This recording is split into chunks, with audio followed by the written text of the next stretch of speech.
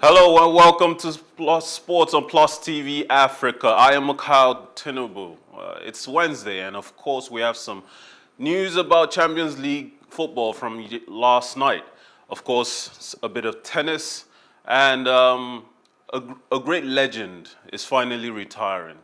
He has left the building, and hopefully, he will go on to bigger and better things. I believe I have Stanley Ikoku with me this morning to help me dissect the sports stories as I have them. Stanley, are you there? Yeah, good morning. Thank you for joining me. Always, We, always a we, pleasure. we will begin with Manchester United because we want to look a little forward.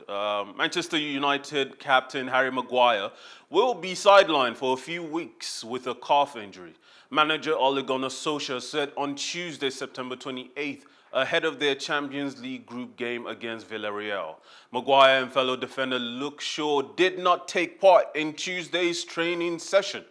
But Solskjaer added that he was hopeful left back Shaw could make the squad when United host Villarreal on Wednesday, September 29th. The two players were substituted after picking up injuries in the weekend's 1-0 loss to Aston Villa, and Maguire's injury could rule him out of England's World Cup qualifiers next month. United will also be without right back Aaron Wan-Bissaka after he was sent off during the 2-1 defeat by Young Boys in their Champions League opener. United are bottom of Group F, but Solskjaer said the Villarreal match, a repeat of last year's Europa League final, was a must-win. It was not, sorry, a must-win. Stanley, please help me understand this. You lost your last Champions League match against Young Boys. You lost your recent last Premier League match Mm. to Aston Villa, and you say this next game, this Champions League match in a group which you are bottom, Manchester United, almighty Manchester United are bottom of the group, and Ole Gunnar Solskjaer says it's not a must-win. Is he losing confidence in the team, lowering expectations because of that? Well, first things first, we must consider one thing that before the UEFA Champions League, and it's an assembly of different champions across the different leagues in Europe. If what Sherry, the Moldovan side, did to Real Madrid, anything to go by, if what Karabakh a couple of seasons ago against Atletico Madrid did was anything to go by, and I think that gradually they are becoming no minnows in the world of football. That's right. Young boys did one over Manchester United. This was same young boys that Manchester United have often dominated whenever they come up against them. I think that was a reality check on both Real Madrid, Manchester United, and for some other teams in Europe. Now, having said that, I think the injury worries to Manchester United, I am not seeing it as a big worry. Now, the only reason why it would be a big worry is if Ole Gunnar Solskjaer cannot pick his team to have a balance. Now, like they say in the world of football, if not 100%, at least you should have something close to a back up of your players, 70%. And if that's anything to go by, like I said, then Manchester United should not be sweating over the injury Harry Maguire suffered, and of course, the shot. Let's look at key players. Then there was an Alex Telles that was brought in from FC Porto to back up the shot, but then has he risen up to that standard? I think the answer is no more. Probably because he hasn't gotten much playing time. That's it. But Manchester United also went to Real Madrid, brought in an experienced Rafael Varane to partner Harry Maguire because Belinda sometimes goes hot and cold. Now, in the absence of Harry Maguire, now I think Mr. Lindelof would have stepped up his game, knowing fully well that gradually he's beginning to lose his place in the team. So, in all, I think United should still be able to hold their own against Villarreal, but then As an observer, Stanley, as an observer, knowing that the history of Manchester United against Villarreal has been a lot of draws, new, plenty of new, and a single 1-1 match. And the last meeting resulted in penalties, which they lost out to Villarreal on. And their defense is very likely to be significantly weakened. Um, Two players out is bad for your defense. Three, the yeah. possibility of three with Luke Shaw possibly missing the game.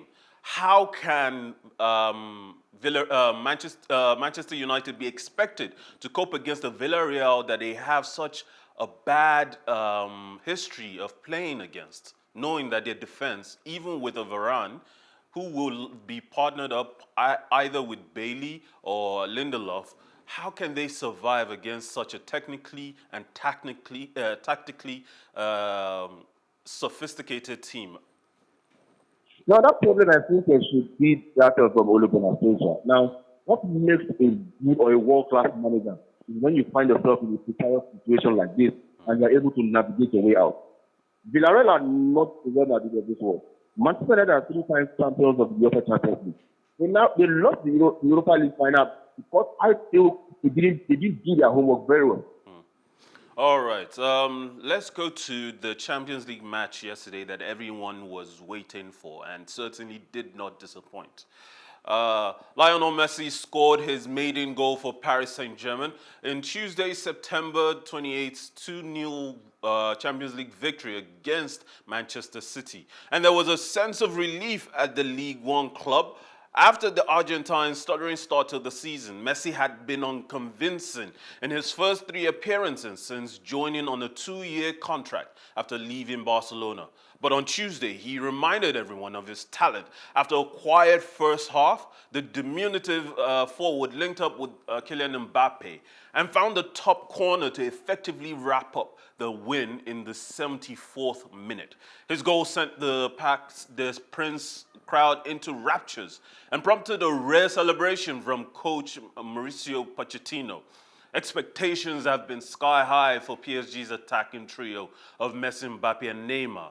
Pochettino last weekend had to play down talk of a fallout between the Frenchman and the Brazilian.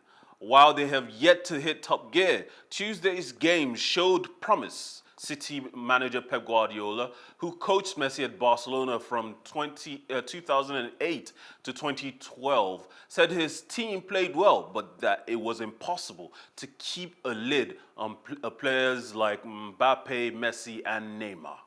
Stanley, what does he say about the fickle nature of the football fans? That as soon as Messi starts the season with a bit of a struggle, even though he has just changed clubs, changed leagues, his greatness has been doubted. And yet, after just 1 goal, his greatness is now being reaffirmed. Well, yeah, his greatness has never been in doubt. This is a player who has spent virtually his entire life playing for Barcelona, the club that gave him their all during his prime time, and of course, in return, he sacrificed his whole life and of course gave back to the club. Having said that, joining Paris Saint-Germain, you expect him to not hit the ground running just like that because it's a different environment entirely. He needs time to acclimatize, and I think gradually he's beginning to find his third. And which other club would you expect him to score his first goal in the colours of PSG, if not a club as big as Manchester City and of course against his former manager? That said, I think having met this time, Manchester City and of course Paris Saint-Germain with City having that dominance, winning 3 games, Paris Saint-Germain recording their first victory against Manchester City. I think the ovation was loud, and of course there was no other better way, for that a better ground for PSG to launch that all-important win, if not against Manchester City. But then I think City actually have themselves to blame. It was a game they dominated, but then they created little chances. Well, you don't do that against a club as big as Paris Saint-Germain. So for Pep Guardiola, he would have himself to blame. This is not the first time he's facing PSG. And at the point now, it looks like Mauricio Pochettino and Pep Guardiola, Pochettino was always having the upper hand. The same way Thomas Tuchel and of course Chelsea, it was always like Thomas Tuchel was always having the upper hand. And also not forgetting the Manchester derby. Ole Gunnar Solskjaer did 3 against Pep Guardiola. So it looks like gradually Pep Guardiola is beginning to lose that thing. But then it's football. It's one of those days. It's one of those bad days in the office. So does that mean that old age is catching up to Pep Guardiola in the sense that he doesn't have enough tricks left in his bag? This was a game that he took so long in substituting Grealish off the pitch, even though he was ineffective throughout the first half and ineffective for most of the second half. It still took so long for Guardiola to recognize that his greatest strength in that match was a strong midfield going up against a strong attacking force in Paris Saint-Germain. Well, I think one of those days where City boast of deadly attack when they had Deco, Kun Aguero, Balotelli, and the likes. But now, because football has transited from what was back then to what it is now, where coaches can deploy a false nine, of course, two go ahead to win. That's why Pep Guardiola still says, like, okay, I can still make things happen even without a standing line. I don't think Gabriel Jesus has really stepped up. But that said, he's the coach. For every problem that happens in the dressing room, he shoulders it. And this is why I think Pep Guardiola might just be working on the title. Now, you brought in the Jack Grealish for £100 million from Aston Villa. Most definitely, some other players will be relegated to the bench. Now, like you rightly said, that Grealish had little or no impact in that game.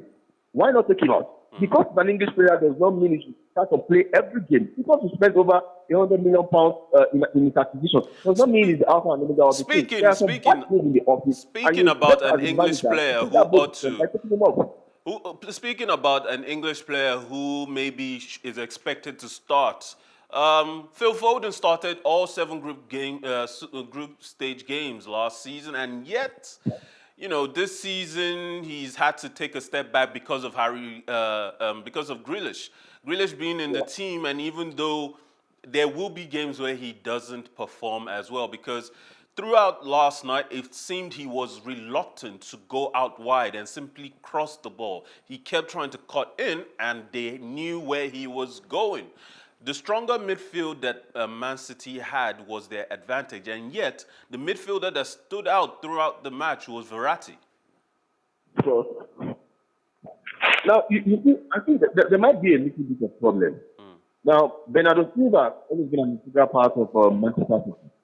Riyad Mahrez has always been an integral part of Manchester City. Now, you have three English players in the team who are forward. Jack Grealish, Raheem Sterling, and Phil Foden. Now, Phil Foden hasn't really found his league in this season, owing to injury. Raheem Sterling actually blew cold towards the tail end of last season, has really not found that form. Now, the mantle of leadership now falls on Jack Grealish. Now, his ability to rotate the team as a manager makes him a better manager. That's not to say Pep Guardiola is not technically and tactically sound as a manager. Well proven. But this time around, I think, like you said, maybe coaches of football is beginning to catch up with Pep Guardiola himself. Okay, so let's go to boxing. A legend is calling time on his boxing career. Boxing star Manny Pacquiao, who is planning to run for president in the 2022 Philippine election, said on Wednesday, September 29th, he was retiring from boxing to focus on the biggest fight in his political career. Pacquiao, a Philippine senator who has been dividing his time between politics and fighting, made the announcement in a 14-minute video posted on his official Facebook page. Known for his fast footwork and blistering speed of punches, Pacquiao was widely regarded as one of the top offensive fighters in the sport's history. Growing up in the south of the Philippines, Pacquiao's family was dirt poor, prompting him to do odd jobs to survive. He stowed away on a boat to the capital, Manila, as a teenager, where he started competitive boxing. Pacquiao was among the staunchest allies of Philippine President Rodrigo Duterte, backing the leader's bloody war on drugs in his bid to reintroduce the death penalty. But their political ties soured after Pacquiao criticized Duterte's friendly relationship with China and corruption in the government. In July, Pacquiao was ousted as president of the country's ruling political party. It sends shivers down my spine just thinking that such a legend has left the boxing building. Stanley, what do you think about this? Well, an amazing boxer. One of the most decorated boxers of this generation. Absolutely. 26 years of active boxing service professionally. 72 fights he has enjoyed, and of course, 2 wins with 8 losses and 2 draws. Now, he remains the only fighter to win titles in 8 different weight categories or classes as it was. Now, there's always time for everything like you and I do. Boxing was not built or made for Manny Pacquiao. From grass to grace, he has enjoyed a whole lot. And I think it's time now that he faces other things. The boxing world will remember Manny Pacquiao for just one thing. He was always good, but he actually came into full limelight when he squared up against the money man talking about Guardiola. Now, he would be going back to the political system of Spain and see how he can infuse his level or his wealth of experience across the board, see how he can develop the Philippines. So I just cannot wish him all the best in the future endeavor. One of the most decorated boxers. Absolutely, absolutely. Thank you, Stanley Ikoku. Always a pleasure having you. It's always a pleasure of always being on your show. We're both pleasured. Thank you for joining us on Plus Sports for Plus Sports on Plus TV Africa. It's been a wonderful morning of sports news. I am Mikhail Tinubu, and remember, life is never boring with some sports.